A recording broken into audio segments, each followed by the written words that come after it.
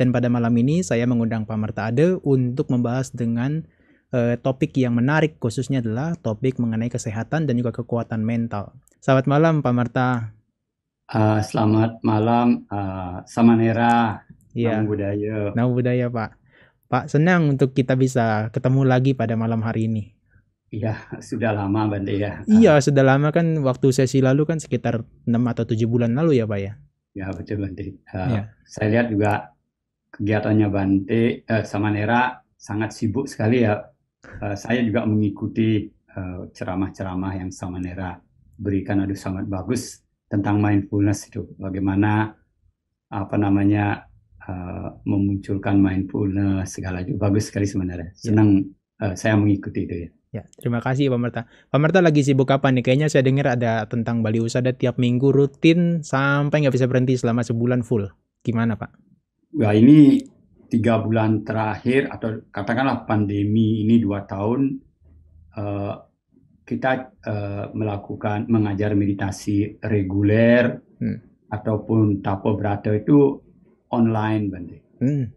Begitu suasananya sudah lebih dibuka, kita buka kembali tapo brata onsite. Jadi mereka hadir di center kita.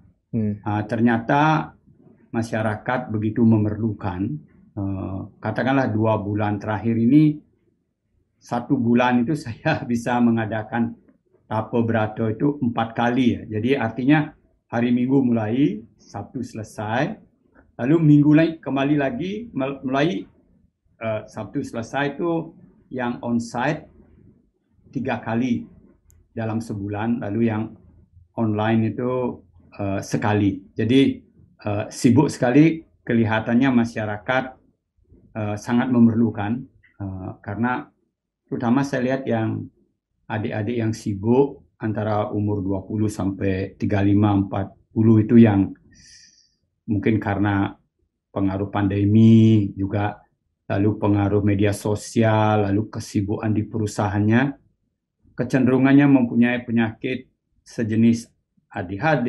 anxiety, panic attack, lalu bipolar itu begitu banyak. Nah, untungnya mereka cepat aware ya. Jadi kalau ikut meditasi, pada umumnya yang baru permulaan sudah aware, apalagi belum kena harus dibantu dengan obat-obatan oleh psikiater. Dengan tapo berata 7 hari 6 malam, hampir ya saya boleh katakan hampir semuanya cukup berhasil ya. Jadi mereka dapat mengatasi hal tersebut seperti itu. Jadi mungkin dari mulut ke mulut atau mereka melihat channel saya di YouTube, mereka datang, dan anak-anak muda sekarang sangat mengerti ya, tertarik bagaimana bahwa pikiran itu harus dilatih. Bukan hanya keberuntungan saya lahir punya sifat tenang, kuat menghadapi kehidupan ini, tapi mereka sudah mulai mengerti bahwa karena kecepatan dunia dengan media sosial dan lain-lainnya ini, pikiran yang lahir, istilah saya bakat lahir kita atau pembawaan lahir kita sebagai manusia yang baik itu, yang pada umumnya baik dasarnya, mindfulness, waktu anak-anak seterusnya itu sangat terganggu dengan kecepatan dunia, lalu kalah gitu. Nah, ini perlu dilatih. Jadi mereka ngerti, jadi mereka hadir. Itu kegiatan saya dengan tim saya ya, dengan kawan-kawan di Bali Usada. Online-nya tetap jalan karena banyak juga yang dari Aceh, kawan-kawan dari Palembang, dari luar negeri yang ikut, yang tidak bisa hadir ke Bali. Jadi mereka ikut yang online. Nah, tapi istilahnya offline itu kalau mereka bilang lebih mantap. Iya Pak Marta. Saya juga kemarin lihat ya ada testimoninya kan dari anak-anak muda, mungkin ya, bukan hanya orang tua ya pengikut ya. Kayak Steffi dari Batam, saya dengar dia kena depresi. Ternyata setelah ikut podcast kita yang selama 3 jam waktu lalu, dia Ya. ikuti, terus kemudian dia cari lagi penjelasan tentang mindfulness, kemudian juga mungkin cari di Bali Usada. Akhirnya dia ikut katanya, sekarang sudah bisa meditasi secara rutin. Nah, itu bagus. Dan kita buat rutin, Bandi, setiap hari, setiap malam kita ada latihan bersama di Mixler 1 jam, pagi juga ada 1 jam. Lalu di YouTube saya sendiri setiap minggu sekali. Jadi banyak sekali mereka yang mengikuti, dalam tanda kutip yang bagus ya, gratis lagi, banyak sekali yang ketolong. Ini membuat kita senang Benda ya. Iya. Senang, apalagi kegiatan mindfulness sekarang kan banyak di mana-mana Benda ya. Nah, cuma saya sering tekankan karena banyak juga yang sudah ikut seperti berlatih mindfulness karena mungkin dasarnya pengertiannya kurang bagus lah dalam tanda kutip begitu. Justru kenapa sering mengeluh, justru kenapa saya makin meditasi, panic attack saya tambah keras, anxiety saya tambah keras begitu. Nah, kelihatannya kadang-kadang kawan-kawan yang di luar itu cuma berlatih di permukaan, mereka tidak ngerti apa itu sebetulnya sati ya, mindfulness itu. Jadi mereka hampir samakan antara mindfulness dengan perhatian gitu. Nah, padahal kan perhatian itu sifatnya netral ya. Nah, kalau kita latih dengan keinginan saya supaya bagus, juara, bisnis, umpama dalam latihan itu yang dipakai sebagai pendamping pengertiannya, dia beloknya salah. Jadi tambah latihan kok tambah panik, tambah anxiety, tambah tambah gelisah. Nah, seperti itu. Tapi pada umumnya mereka setelah dijelaskan dengan seperti yang saya sering jelaskan, kebetulan saya pakai juga di belakang saya sebagai latar belakang. Jadi saya jelaskan dengan cukup hati-hati, detail. Lihat ini, kalau nanti perhatiannya kamu ke kiri, diikuti oleh gelisah, oleh serakah, oleh kekhawatiran, dia biarpun kamu latihan yang namanya mindfulness dengan perhatian yang ke kiri, itu kurang bagus, saya bilang. Nah, kalau perhatian itu dilakukan ke kanan, diikuti oleh kelembutan, melepas, waspada, sati kita muncul, itu ke kanan pasti bagus. Nah, pelan-pelan mereka cepat sekali ngerti. Sekali mengerti. Ya, Pak Merta, tapi sebelum kita bicara lebih lanjut tentang konsep dasarnya Pak Merta mengajar itu ya, saya mau tahu ada satu gelar yang diberikan oleh Bali Pos, itu adalah Kak Nada Nugraha. Itu apa Pak Merta? Boleh disampaikan terlebih dulu barangkali. Terima kasih Bante. Itu sudah cukup lama Bante ya. Ya. Waktu itu saya mulai mengajar meditasi di Bali itu tahun 1992. Ya. Sangat sulit waktu itu mengajar meditasi karena orang waktu itu masih mengkonotasikan meditasi itu bertapa, cari kesaktian, dan seterusnya. Nah, saya beruntung salah seorang sahabat saya namanya Profesor Dr. Luh Suryani, orang psikiater, guru besar di Universitas Udayana, mau mengajarkan meditasi pada saat itu juga tentang sejenis mindfulness. Tapi beliau kan tidak sedalam yang saya ajarkan karena beliau belajar mengajarnya sibuk juga di permukaan saja, relaxation begitu. Ya. Saya beruntung. Jadi ketika saya mulai mengajar itu untuk masyarakat, beliau juga mengajar kawan-kawan terutama yang ilmiah di kedokteran itu tidak begitu menyerang karena ada profesornya yang melatih. Lalu malahan kawan-kawan dokter di Bali itu ada 35 orang ya, bergabung dengan saya, ingin berlatih. Lalu kita berlatih bersama. Di sana saya banyak belajar ilmu kedokteran karena saya mendapat informasi dari beliau, dia juga. Nah, itu saya kembangkan. Lalu di Bali, saya mulainya di Bali. Terus setiap hari latih, lalu ada pemilik grup Bali Pos itu memberikan kesempatan untuk saya siaran di radio, di koran Bali Pos sering dimuat. Akhirnya masyarakat di Bali seluruhnya sangat kenal dengan saya. Yeah. Saya masih ingat kalau saya turun di airport itu orang tidak tahu nama saya Pak Mertado. Ini Pak, semoga semua hidup berbahagia. SSHB ya Pak ya? Ya, nama saya Pak, semoga semua hidup berbahagia. Nah, waktu itu 3-4 tahun itu saya sangat aktif di Bali, dikenal di mana-mana. Nah, grup Bali Pos ini memberikan award kepada orang yang mempunyai pengaruh di Bali, pengaruh yang baik. Nah, saya di bidang kesehatan, ketenangan, dan karena saya juga di Bali bergerak di spiritual di bidang itu. Jadi award itu penghargaan yang diberikan kepada salah seorang yang 1 tahun penuh itu memberikan impact yang kuat, yang bagus di daerah Bali. Itu salah satunya. Oke, sampai Pak Marta diminta untuk katakanlah bikin jurusan sendiri untuk di universitas. Itu adalah pengobatan alternatif ya Pak ya. Itu Ya, belum terlaksana ya? ya di 2 universitas, di Universitas Udayana juga di ada bagian pengobatan tradisionalnya, alternatifnya. Saya diajak dengan kawan-kawan juga bergabung. Lalu di Universitas Hindu membuat pengobatan alternatif yang sekarang sudah jadi Fakultas USADA ya, spesial pengobatan alternatif dengan kawan saya Pak, kawan-kawan di sana lah, profesor, kawan-kawan saya diminta bergabung karena mereka melihat saya itu praktisi. Ya. Jadi ada sebuah buku yang diterbitkan oleh Profesor Dr. Nale namanya Usada Bali. Itu tentang pengobatan Bali dari ratusan tahun yang sangat tertata dengan bagus di lontar-lontar. Lalu yang menulis Profesor Dr. Nale ini memberikan itu sumber-sumbernya dari ilmiah bagus sekali, tapi tidak begitu banyak orang yang bisa mempraktekkan mendetil seperti itu. Nah, kebetulan saya berbakat dalam hal ini, seperti bisa merasakan tumbuh-tumbuhannya, lalu bisa kadang-kadang memeriksa badan getarannya orang. Jadi mereka pikir, oh ini praktisinya, gitu. Jadi mereka senang sekali.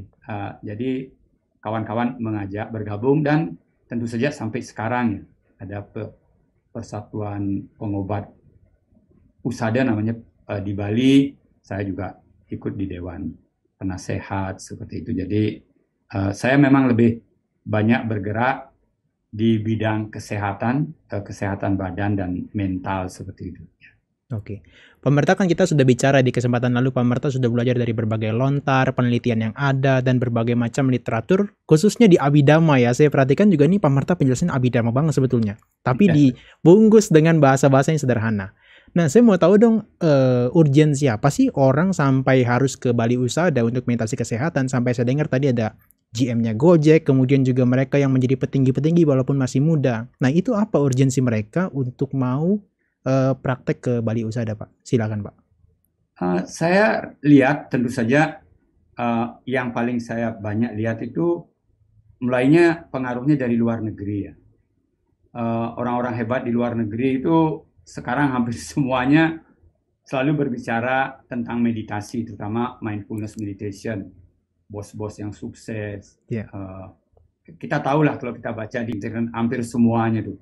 Lalu aplikasi-aplikasi yang sampai anggotanya 20 juta itu yang Insight Timer. Insight Timer ya, oke.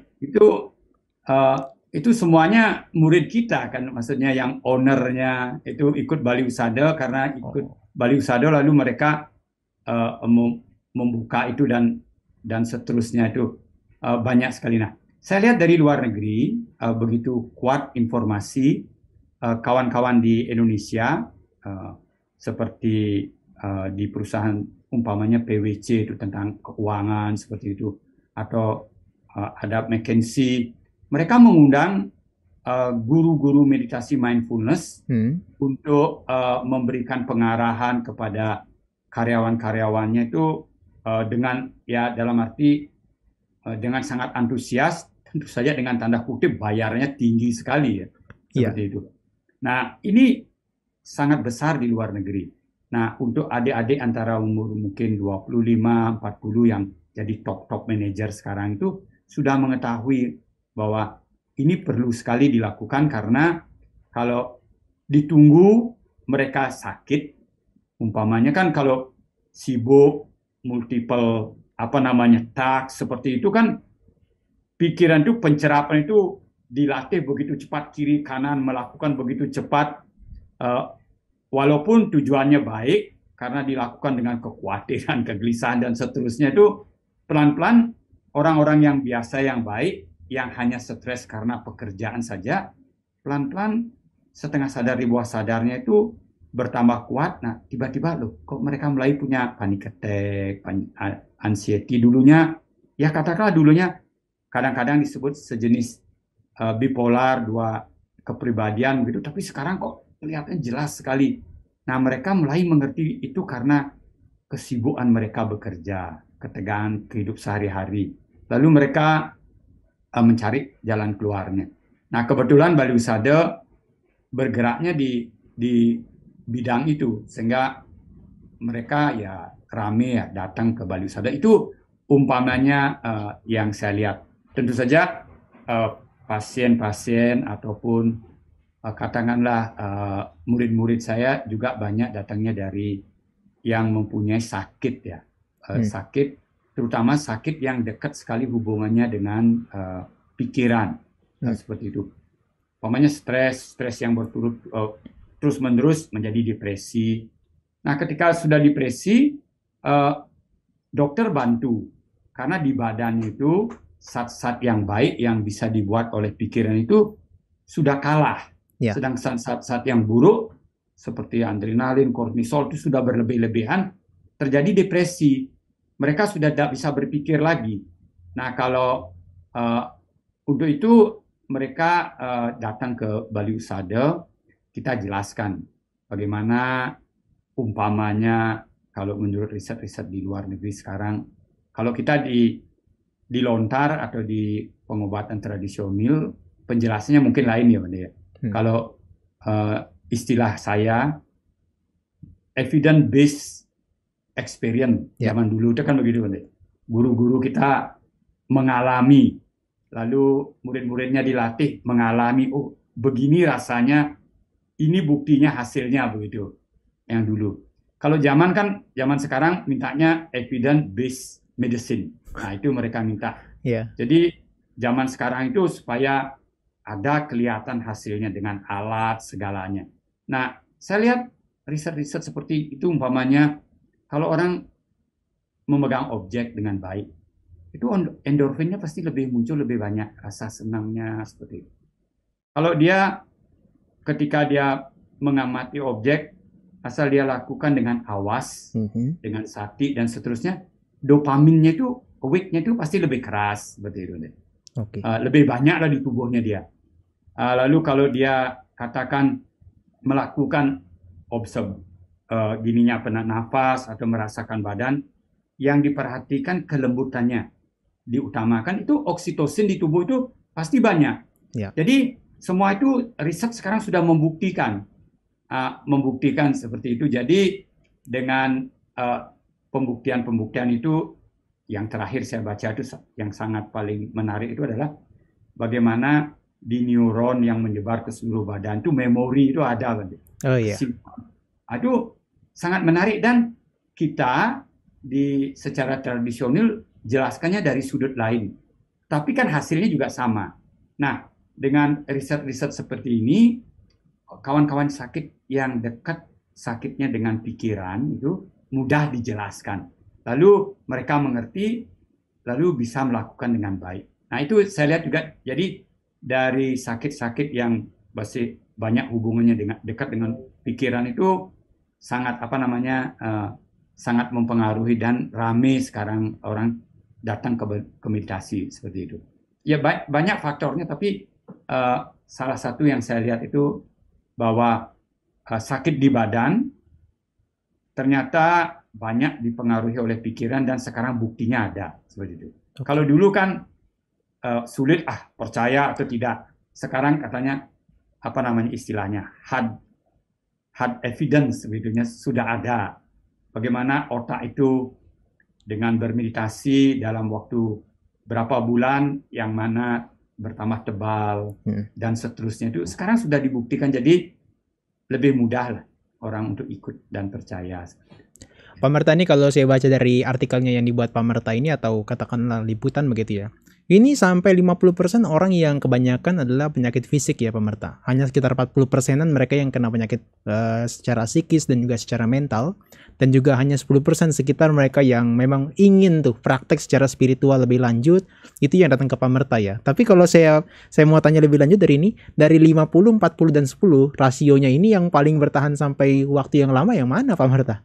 Supaya mereka ikut terus-menerus. Yang mana nih? Dulu begini, Mandi. Ya. Dulu waktu saya mulai itu, saya memulainya ditekankan memang di sakit badan.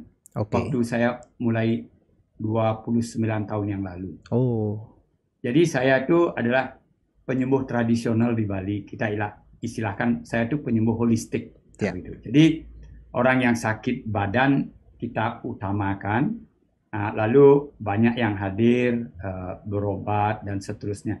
Berkembang pelan-pelan, yang sakit di badan sembuh, lalu mendengarkan ceramah-ceramah, keluarganya diajak, lalu mulai bergeser juga ke penyakit yang ada di mental, di pikiran seperti itu. Yeah. Lalu pelan-pelan, malahan kalau kita ngomong hari ini, justru penyakit di mental sekarang lebih dominan. Lebih dominan ya. Ya, ini terutama 2 tahun terakhir ini saya melihat. Kalau dulu seperti Bante katakan rasionya 40-40-20 seperti itu.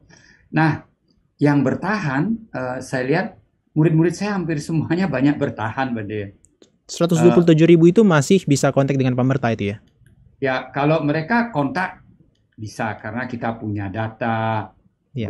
Grup WhatsApp yang kita punya itu lebih dari 900 ya. Jadi di HP saya itu grup WhatsApp-nya banyak sekali, hampir kontak. Tapi kalau kita ngomong berlatih dengan rajin, ya mungkin saya lihat rata-rata satu hari itu kalau kita lihat di siaran Mixler dan seterusnya yang rutin itu kurang lebih 400-an. Oke. Tapi ya kontaknya banyak karena begini, istilah saya mereka sudah punya alatnya, yaitu pikiran harmonis. Nah ini yang kita tekankan. Jadi kalau umpamanya mereka kena COVID, mereka WhatsApp ke center kita. Oh saya kena COVID, bagaimana caranya supaya menjaga bisa lebih sehat, lebih bertahan. Nah center saya, kita punya namanya Bali Usada Care, itu akan menjawab, beritahu. Tentu saja dulu permulaan saya yang melakukan itu semua. Sekarang datanya sudah cukup, para asisten membantu melakukan, dan kadang-kadang otomatis juga kantor juga bisa. Nah lalu kita beritahu mereka, oke, kalau kamu kena COVID, kamu ya tentu saja kita selalu bilang ikuti prokes pemerintah, nasihat para dokter, vitamin apa yang dimakan dan seterusnya. Nah dari pikiran, lalu kita beritahu dia, begini caranya, dan kita kasih contoh-contoh. Penyakit-penyakit virus itu jauh lebih mudah disentuh dengan pikiran. Karena dia halus sekali, imun sistem kita kuat, sifat virus itu yang panas atau dingin sesuai dengan penyakitnya. Umpama seperti COVID ini, sifat virusnya itu kan dingin. Nah, kalau kita sudah bisa punya pikiran harmonis, kita rasakan umpamanya cakra dada, jantung, lalu darah kita rasakan dengan pikiran harmonis supaya dia hangat, supaya dia bagus. Lalu pikiran harmonis itu diarahkan ke paru-paru dan seterusnya. Ya mudah-mudahan dari ribuan yang kena COVID, murid-murid kita sampai hari ini belum ada yang melapor ada yang meninggal gitu ya. Karena mereka sudah punya alatnya. Tentu saja seperti saya katakan, saya juga pernah dapat kena COVID kan. Masa? Ya, kena COVID ya, saya tetap mengajar segala-galanya seperti itu. Tidak sampai sakit atau sesak nafas, tidak ya, tapi saya tetap ikutin vitamin apa yang harus dimakan dan seterusnya. Jadi seperti itu, Bante. Ya, pemerta itu kan berarti kan harus ada sebuah teknik yang holistik ya, yang katakanlah dokter dengan medis, ya secara medis dengan obat mereka sudah nggak bisa menangani, tapi pemerta ada cara tersendiri ya, secara alternatifnya untuk mengatasi penyakit-penyakit mereka ya. Ya, karena begini, saya mempunyai pengertian begini, Bante. bahwa badan manusia itu kan ada yang namanya badan genetik. Ya. Yaitu badan genetik itu badan kasar kita ini yang kita lihat warnanya, jadi jantung, paru-paru, sampai sel-sel, pokoknya sampai selnya itu, sampai atomnya itu termasuk badan genetik. Nah, badan genetik itu terdiri dari badan kasar, lalu ada yang mengalir di tubuh kita. Ya, istilahnya disebut badan meridian atau chi. Kalau umpama kita tidak mau sebut juga tidak apa-apa. Dia memang ada energi yang mengalir di tubuh kita. Lalu ada yang namanya badan vibration, badan getaran. Ini tiga-tiganya datangnya dari orang tua kita, badan ini. Nah, kalau obat-obatan pada umumnya dari para dokter itu bekerjanya di tiga badan ini. Yang dari kasar ada obat yang halus, keras, mungkin badan meridiannya juga kena, cakranya juga kena. Obat-obat yang keras itu sampai merusak di cakra juga bisa semua. Ya, tapi obat-obat yang bagus itu sampai yang halus seperti itu. Umpamanya contohnya obat bius seperti itu. Sampai sekarang kan para dokter tidak tahu pasti di mana dia bekerja. Kalau orang di bius kok tiba-tiba bisa tidak sadar. Nah, tapi kalau kita di pengobat holistik kita tahu, oh dia bekerjanya di darah, menyebabkan kesadaran kita itu ketika muncul di darah tidak bisa. Karena kan pikiran kesadaran kita tuh munculnya di darah seperti itu. Nah, kita lebih majunya karena kita mempunyai satu badan yang kita sebut namanya badan mental atau badan yang dibuat oleh pikiran. Kalau di Abhidhamma kan kita tahu Cita Jarupa. Ya, jadi ketika Patisandi Winaya itu masuk, itu nama rupanya muncul itu rupa yang pertama itu kan badan mental, landasan pikiran, landasan indria, jiwita, landasan sek itu badan mental. Nah, di badan mental itu penyakit itu begitu banyak sekarang. Umpamanya contohnya yang saya lihat umpama orang yang anxiety. Kebetulan saja ini baru 3 minggu yang lalu ada seorang ibu yang sangat pintar, orangnya PhD, sekolahnya, orangnya sangat logika dan baik sekali. Ikut Tapobrata dengan kita di hari ke-5, dia bercerita konsultasi dengan saya, dia mempunyai satu masalah karena beliau itu tinggal di Banten. Kalau mendengar suara geruduk gitu, seperti suara akan ada petir, itu paniknya bukan main, tidak bisa dicegah. Dia harus lari cari ruangan tertutup. Padahal dia kan seorang yang kesadarannya bagus, logikanya bagus seperti itu. Tapi kalau dia dalam keadaan tegang mengerjakan sesuatu, mindfulness-nya atau kurang awas, suara geruduk itu sudah masuk di bawah sadarnya aktif, dia sudah lebih panik lebih dulu sebelum tahu bahwa itu akan ada petir atau tidak seperti itu. Nah, ini kadang-kadang orang itu tidak mengerti, dipikir itu anxiety atau mungkin trauma seperti itu. Padahal belum tentu. Nah, dari pengalaman saya, karena dari kecil ditakut-takuti, kalau kamu begini nanti akan sambar petir begitu. Nah, lalu tinggal di daerah Banten mungkin sering ada petir seperti itu.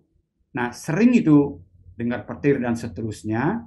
Kebiasaan itu membuat landasan telinganya yang ketika kita lahir dengan wipaka atau dengan Patisandi Winaya yang bagus, sebetulnya landasan-landasan indera kita itu bagus. Ketika sesuatu muncul, dia sebetulnya bisa menyadari seperti apa adanya. Realitas pertama itu melalui indera kita itu kan bagus sebetulnya. Tapi setelah berproses, sering dipakai dengan baik, dia tetap sehat, berkembang dari kita kecil sampai dewasa, sampai tua, seharusnya bagus. Wajar-wajar saja. Tapi kalau dari kecil sudah dipakai terus takut-takut, dia mengkerut. Dia mengkerut landasan telinga kita. Sehingga sekarang dia tidak awas, istilah saya. Yang jelek langsung ditangkap sehingga sudah menjadi menjadi trauma atau anxiety begitu. Nah, saya jelaskan beliau ikut, sudah punya pikiran harmonis. Saya ajarkan tekniknya, bagaimana kalau badan berat dirasakan kita ada di badan kasar, lalu diringankan lagi masuk ke badan meridian, diringankan lagi masuk ke badan cakra, lalu diringankan seperti kapas, kita kurang lebih ada di landasan telinga. Lalu saya suruh diam di sana. Di landasan telinga itu dirasakan dengan lembut, dengan awas, lalu tahu dia berubah, dia anicca. Sehingga ketegangan yang kita pegang kuat-kuat itu membuat dia mengkerut, dilepaskan. Jadi landasan telinganya menjadi normal kembali. Menciutnya, istilah saya lukanya itu berkurang menjadi baik. Ini kadang-kadang seperti miracle itu hari kelima. Hari ke-6 kan sudah mulai berbicara. Lalu hari ke-7 dia memberikan kesaksian, Pak Merto, ini betul-betul kok miracle ya. Persoalan saya ini sudah bertahun-tahun, 10 tahun lebih. Kalau ada geruduk mau petir itu saya ketakutan masuk ke kamar seperti itu. Ini saya sedang masak di hari ke-6. Geruduk gitu. Kok saya tahu itu geruduk ya gitu. Nggak takut lagi gitu. Nggak takut lagi. Karena begini, kesadarannya yang dia cukup kuat, katakanlah 5% kesadaran sehari-hari itu sebetulnya bagus, tahu geruduk itu apa. Tapi yang 95% ini ketika dia masuk sudah jelek, kuat, karena landasan telinganya tidak baik, menimbulkan kejadian seperti itu. Dia sampai heran, ini miracle saya sembuh, begitu senang nih. Nah, kejadian-kejadian seperti ini, Bante, kalau saya ceritakan ribuan. Wow. Saya sedang membuat jurnal 1000 kesan dan pesan. Itu hanya dari tahun berapa sampai tahun berapa dan nanti akan berlanjut lagi. Nah, ini saya kalau bercerita begini saya senang karena melihat begitu banyak orang mendapat. Ini ada peristiwa lucu lagi. Iya. Baru-baru ini minggu lalu seorang anak muda memberikan kesaksian di hari ke-7. Dia bilang begini, ini penting, harus saya beritahu kawan-kawan di sini semua. Dia bilang, karena ini masalah kita anak-anak muda sekarang, umur antara 29.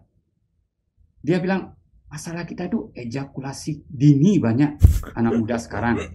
Okay. Karena sibuk, makanan kurang bagus, pikirannya kesana kemari, sibuk, itu masih muda sudah begini.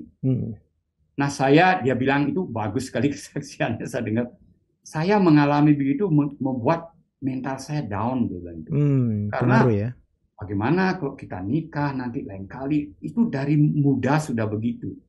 Dia sudah berusaha mencari beberapa jalan, tentu saja konsultasi ke dokter, masih juga begitu. Nah lalu ikut dengan kita. Itu di hari ke-5 asisten saya, Pak Kormo namanya, beritahu dia, rasakan cakra seksnya, rasakan organ kelamin, dan seterusnya. Lalu ketemu saya suruh tambahkan sedikit cakra dasarnya supaya energinya juga mengalirnya bagus. Dia lakukan. Lalu dia memberikan kesaksian, itu bukan main. Ini dia sudah alami beberapa tahun. Salah satu tandanya kalau orang ejakulasi dini, dia bilang, kalau bangun pagi-pagi, alat vital itu tidak bergerak. Tapi kalau orang normal, pada umumnya kalau baru bangun itu bergerak. Dia bilang. Ini baru saya ikut berapa hari di sini, tadi pagi sudah bangun bergerak. Dia bilang gitu. Wah, dia senang sekali. Nah, ini sangat-sangat, pikiran itu sangat kuat bekerja di badan halus, di badan mental, di cakra, di meridian. Kalau di badan kasar, dia memerlukan waktu, karena metabolisme itu kan memerlukan waktu, tapi tetap juga bagus seperti itu. Jadi menurut saya hal-hal seperti ini sebetulnya kalau kawan-kawan mau berlatih, pikirannya diarahkan, kecuali menyembuhkan sakit di badan, lalu mental kita itu bertambah kuat. Karena badan ini tempat latihan paling bagus untuk mental kita, karena kita tidak perlu mencari objek yang lain. Duduk meditasi sakit. Biasanya kalau orang duduk biasanya meditasi seperti itu 10 menit sudah sakit. Itu artinya kan mentalnya tidak kuat, marah bencinya kuat. Hmm. Nah, kalau sudah sering meditasi bisa 30 menit, lalu mulai sakit karena mentalnya sudah tambah kuat, bisa bertahan lama-lama 45 menit. Saya pakai ukuran kalau di Bali Sadar itu 45 menit, tapi kalau bisa di Usada 2 itu 1 jam. Nah, orang-orang seperti saya, para asisten itu, kalau kita duduk lebih dari 1 jam, mungkin tetap sakit kaki kita. Tapi kita bisa bertahan 3 jam tanpa berpindah, karena kita tahu ya, oh kalau sakit seperti ini buat oksitosin. Jadi kembali ke badan dulu, buat cinta kasih. Nanti badannya semuanya rileks. Setelah rileks, ya lanjutkan lagi meditasinya. Memang habis meditasi 2 jam, 3 jam, memang tetap sakit ya, ototnya pegal seperti itu.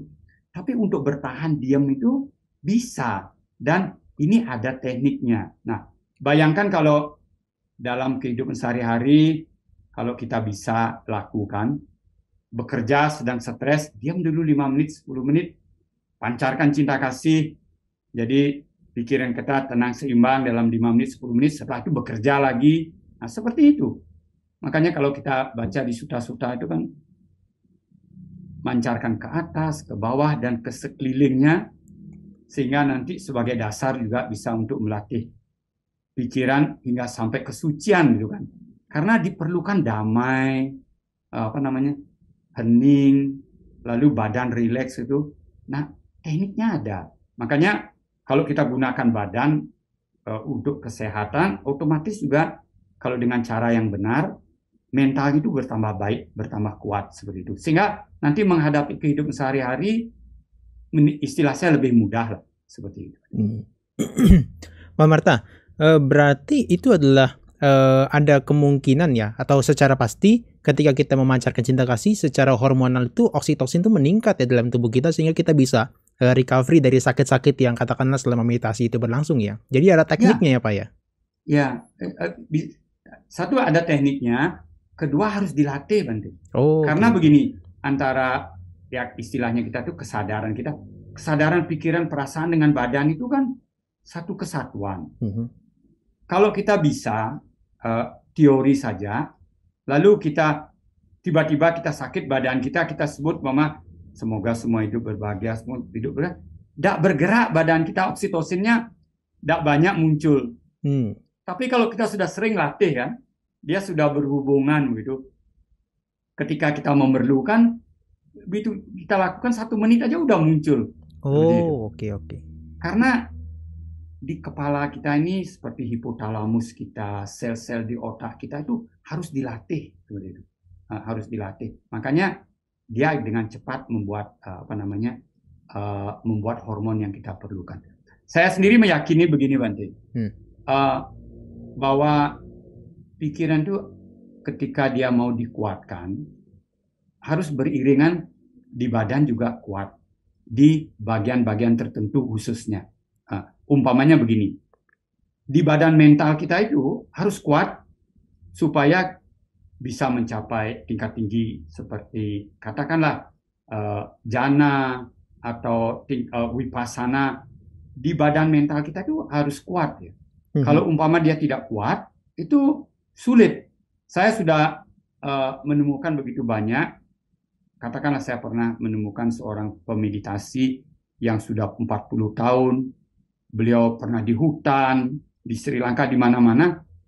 Tidak bisa konsentrasi dengan baik karena landasan pikirannya, di mana pikirannya muncul itu goncang, lemah. Karena kena narkoba, minum-minuman waktu muda, dia sudah mulai lemah. Sekarang belajar dengan tekun karena meyakini Dharma ini bagus sekali. Tapi teorinya bagus, dia sungguh-sungguh yakin, tapi kok latihan tidak bisa-bisa. Tidak bisa-bisa. Karena tempat kesadaran itu muncul, itu base-nya tidak kuat. Ya. Base-nya tidak kuat. Dalam arti harus secukupnya. Seperti contohnya tadi saya katakan dengan Bante, telinga. Ya. Seperti itu. Lalu itu termasuk landasan badan Bante. Ya. Makanya penyakit-penyakit psikosomatis sekarang tuh banyak. Kita bayangkan dari kita bangun dari pagi sampai 24 jam. Kalau di rumah kita, umpama kita mempunyai wifi, apalagi nanti 5G. Di bawah sadar kita tuh dihantam terus-menerus. Nah, yang kena itu landasan badan kita. Makanya penyakit-penyakit nanti sakit badannya kok baru bangun tidak enak dan seterusnya itu kalau di bawah sadar kita tidak menjawabnya dengan benar, jadi penyakit. Nah, tapi kalau kita latihan, sering kita rasakan badan kita, apapun yang terjadi, kita sadar, oh dia anicca, dia anicca. Landasan badan kita ini kita latih ya. Kalau di bawah sadar kita itu diserang, dia sudah menjawabnya dengan lembut, oh ini anicca, ini anicca. Sehingga di bawah sadar kita itu membantu menjaga kesehatan kita. Jadi, meditasi yang benar, yang baik, itu seharusnya sangat kuat membantu kesehatan badan, lalu pelan-pelan melatih mental kita makin kuat. Oke. Pak Marta, sebagai seorang penyembuh holistik itu kan berarti bukan hanya badan yang kasar aja ya? Bukan hanya badan mental aja kan yang diurusi kan? Berarti juga seperti para dokter yang dengan secara medis menggunakan obat-obatan itu juga badan yang kasar. Seperti tadi ada cakra dan sebagainya. Badan meridian itu juga diberikan intervensi dong sama Pak Marta. Seperti misalnya Pak Marta kan saya tahu ya, itu kan ahli tumbuh-tumbuhan sehingga bisa memberikan mereka itu obat-obatan secara herbal dan mereka bisa tersembuhkan dari pengobatan alternatif meskipun dengan obat-obatan tumbuhan itu ya, Pak Marta ya? Dalam batas-batas tertentu ya saya katakan iya, terutama penyakit-penyakit yang sifatnya munculnya perlahan-lahan dari dalam itu. Dengan tumbuh-tumbuhan. Karena begini, tumbuh-tumbuhan itu masih mengandung qi, masih mengandung energi kehidupan. Jadi vibration cakranya, vibration qi-nya di tumbuh-tumbuhan itu ada. Jadi kalau kita masak, jadikan jamu, dan seterusnya, energi itu masih ada. Tapi pada umumnya, obat-obat dari dokter itu sudah diekstrak. Energi itu tidak ada. Tapi obat-obat dokter itu kuat sekali bekerjanya di materi kasar kita, seperti itu. Jadi seharusnya kalau digabung menjadi lebih paling bagus. Nah, saya sangat sering menganjurkan kepada murid-murid saya, ini harus pergi ke dokter. Kawan-kawan dokter di Bali sering mengacu ke saya, ini berobat ke Pak Merte, mungkin kamu stres dan seterusnya. Mungkin di badan-badan yang halus, yang sakit seperti itu. Nah, kalau ini kerjasama, katakanlah begini. Kalau orang di kemoterapi, itu kan obatnya keras sekali. Betul. Karena dia menargetkan supaya sel-sel kanker atau tumor itu diserang mati. Nah, kemoterapi itu keras. Badan halus kita dan cakra badan meridian itu rusak ya. Coba umpama orang di kemoterapi disuruh meditasi yang namanya badan mental, landasan pikir itu rusak, tidak bisa. Pikirannya tidak bisa muncul di darah seperti itu. Saya sering beritahu kalau ada orang kadang-kadang sudah kanker stadium 3 atau 4. Minta tanya dengan saya, Pak Merto, berani tidak saya dengan hanya meditasi, bisa tidak ini sembuh gitu? Minta pendapat dengan saya. Saya katakan, kalau yang sudah keras sekali, lalu perlu dirubah materinya, menurut saya dokter paling bagus, saya bilang begitu. Tapi saya selalu sarankan, ikut dengan saya meditasi dulu, sehingga sudah mempunyai pikiran harmonis. Nanti kalau di kemo sambil bermeditasi, kemungkinan kepalanya rontok, rambutnya tidak. Lalu ketika kemo itu mengganggu badannya, tidak stres, tidak gelisah, karena terus diamati, oh dia anicca, sehingga sambil mengobati yang kasar, istilah saya, dibantu dari dalam, seperti itu. Nah, kurang lebih seperti itu. Jadi, saya kadang-kadang membuat namanya jamu putih. Jamu putih, karena saya pernah belajar di Bali 30 tahun yang lalu, dengan seorang healer yang sangat terkenal di Tanah Lot. Saya diajarkan bagaimana memasak tumbuh-tumbuhan itu supaya qi-nya didapat. Qi-nya yang baik gitu. Jadi bagaimana kalau umpama buah tertentu, katakanlah kalau kita ngomongnya yang biasa-biasa, merica gitu. kita rebus, lalu kita harus pelajari yang muncul ini energi baiknya atau energi buruknya. Nah, kalau kita nanti tahu dari sifat tumbuh-tumbuhan, kalau energi baiknya muncul, uap yang pertama itu kita tangkap dia. Kita tangkap, lalu disuling, nanti jadikan air lagi. Jadi itu C-nya yang baik. Kalau nanti kita tahu batasnya segini berhenti, jangan terus, nanti ini energi buruknya yang di bawah. Nah, jadi di setiap tumbuh-tumbuhan atau buah-buahan itu pasti ada imyak energi baik, energi buruknya. Nah, tumbuh-tumbuhan untuk obat biasanya energi baiknya lebih dominan. Tapi ada yang buruk. Kadang-kadang yang buruk itu paling bawah. Jadi kita masak dulu, sudah tahu, lalu nanti di bawahnya, oh ini sudah kental. Nah, yang ini uapnya baru dicari, seperti itu. Nah, saya belajar seperti itu. Makanya kadang-kadang kalau murid saya datang, saya kasih juga obat-obatan dari tumbuh-tumbuhan, lalu minyak-minyakan. Minyak urap yang digosok di seluruh badan itu. Kan dia minyak-minyakan segala yang dijual. Yeah. Itu kan bekerjanya di badan cakra dengan di badan meridian. Jadi kalau kita sakit, di telapak kaki kita isi minyak yang hangat, itu sangat membantu tubuh kita. Nah, itu minyak-minyakan seperti itu yang dibuat oleh pengobat tradisional itu hampir semuanya bekerjanya di cakra dengan di meridian. Dan itu bisa dipelajari kalau kita sensitif. Saya lihat banyak minyak yang dijual sekarang itu yang sifatnya hangat, hampir semuanya yang seolah-olah bisa mengobati semua penyakit itu. Dan memang betul orang itu pakai minyak itu menjadi lebih sehat, banyak juga ada penyembuhan-penyembuhan.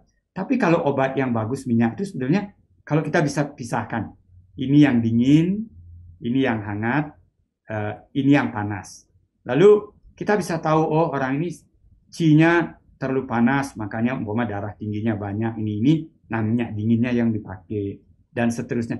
Itu detail sekali. Dan saya dulu belajar, dan di Bali ada bukunya ya, namanya Taru Permana, dengan kurang lebih 105 macam tumbuh-tumbuhan. Setiap tumbuh-tumbuhan itu daunnya untuk apa, dan batangnya untuk apa, akarnya ada. Nah, ini perlu banyak riset ya. Nah, saya sebagai penyembuh holistik ya kumpulkan dan punya hampir bahan-bahan tumbuh-tumbuhan itu. Jadi kalau saya rasakan ini perlu Qi-nya atau prananya dibantu, saya buatkan juga seperti itu. Tapi kalau dia datang sudah tahu sakit perut karena bakteri, biarpun bagaimana dengan meditasi atau obat-obatan tradisional, lambat sekali. Kalah kadang-kadang. Bakteri ya, antibiotik dokter itu jauh lebih bagus ya. Umpamanya contohnya seperti itu. Jadi kita harus, sebetulnya yang baik itu bekerja sama dengan, akan saling membantu, penyembuhnya akan kuat sekali. Iya. Tapi ini jamu bukan sembarang jamu Pak Marta. Hanya Pak Marta yang bisa misalkan ini panas, ini dingin dan sebagainya. Kita mana bisa. Saya sudah buatkan. Jadi dari saya lakukan waktu itu 2 tahun 3 tahun pertama, ketika saya mulai bisa merasakan badan saya, lalu saya pegang pohon ini, saya tahu kerjanya di badan saya di mana bergetar gitu. Saya sudah buatkan. Jadi kalau buah ini berapa persen nanti dimasak, ditabung itu ukurannya. Ini yang energi baiknya yang muncul pertama, ini tangkap asapnya. Saya buatkan. Jadi sekarang bukan saya yang buat, sudah anak buah saya ya. Kalau saya bilang, orang ini sakitnya seperti sekarang ini, itu di Bali kita punya namanya buah Purno Jiwo. Itu bagus sekali. Dia bekerjanya sampai landasan pikiran, begitu halus. Hanya tumbuh di bawah pohon-pohon lain, di gunung yang dulunya ada macan. Jadi macan itu makanannya itu Purno Jiwo, sehingga dia wibawanya kuat gitu, mantap seperti itu. Nah, guru-guru kami, pengobat-pengobat di Bali itu ambil buah Purno Jiwo itu kadang-kadang diisi arak, dimasukkan direndam satu untuk obat apa namanya seperti ginseng dan seterusnya. Oh, oke. Nah, saya riset dan kawan-kawan di UNUD sampai kirim ke Jepang ke laboratorium. Kenapa dia begitu bagus? Nah, lalu materi kasarnya memang mengandung zat-zat untuk menguatkan imun sistem. Jadi untuk menguatkan kelenjar timus kita dan seterusnya. Nah, kalau saya melihatnya dari Qi, dari vibration apa namanya cakranya, bukan hanya di badan kasar saja. Orang itu kalau bermeditasi supaya bagus meditasinya kuat begitu, landasan pikirannya harus kuat. Nah, salah satu itu Purnajiwa itu seperti itu. Nah, banyak sekali yang bisa kita sebetulnya tawarkan untuk dari pengobatan tumbuh-tumbuhan, tapi perlu riset seperti itu. Ya. Baik Pak Marta, saya mau tanya ini adalah yang berkaitan dengan keluhan yang datang ke Pak Marta ya. Kalau misalnya sejauh apa sih Pak Marta itu bisa mengobati katakanlah secara fisik dan juga secara psikisnya ya? Gangguan-gangguan atau permasalahan yang seperti apa yang bisa Pak Marta selesaikan atau bisa diselesaikan di Bali Husada sendiri? Dari fisik misalnya apa, kemudian dari psikis itu biasanya apa? Karena saya menekankan ke penyembuhan holistik, semua penyakit pun saya katakanlah terima.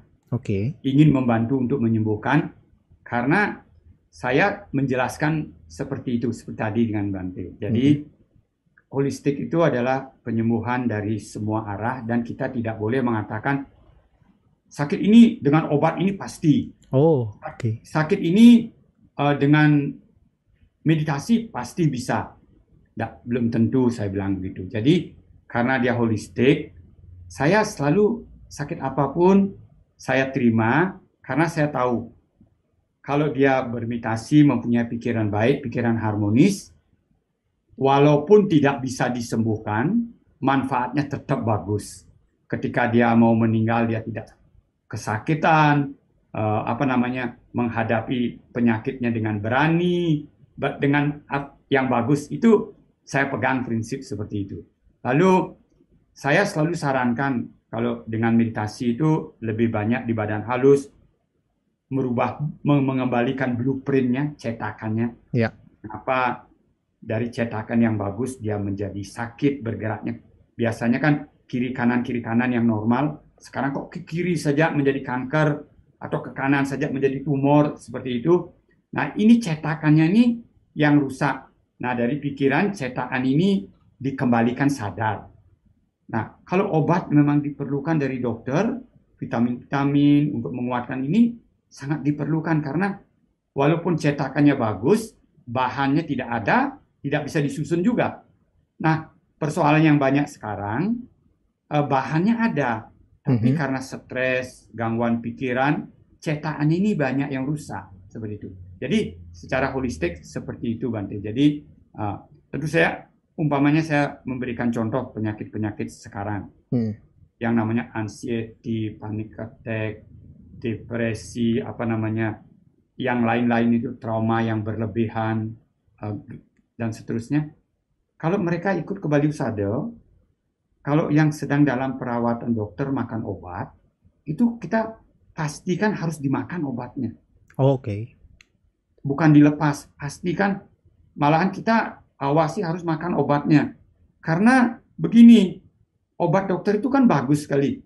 Mungkin di dalam obat dokter itu berisi melatonin untuk ketenangan, isi endorfinnya supaya dia semangat, dan seterusnya, yang menggantikan zat-zat yang seharusnya dibuat oleh pikirannya dia. Nah, dikasih oleh dokter seperti itu, sehingga mereka istilahnya tidak relapse, tidak kumat yang keras.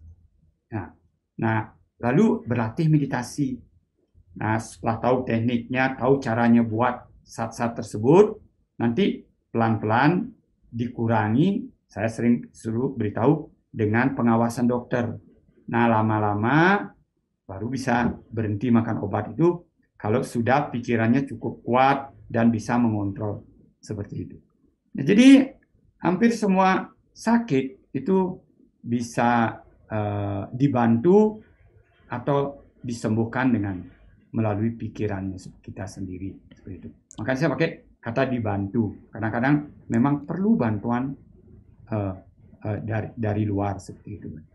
Dibantu ya, pemerintah membantu ya.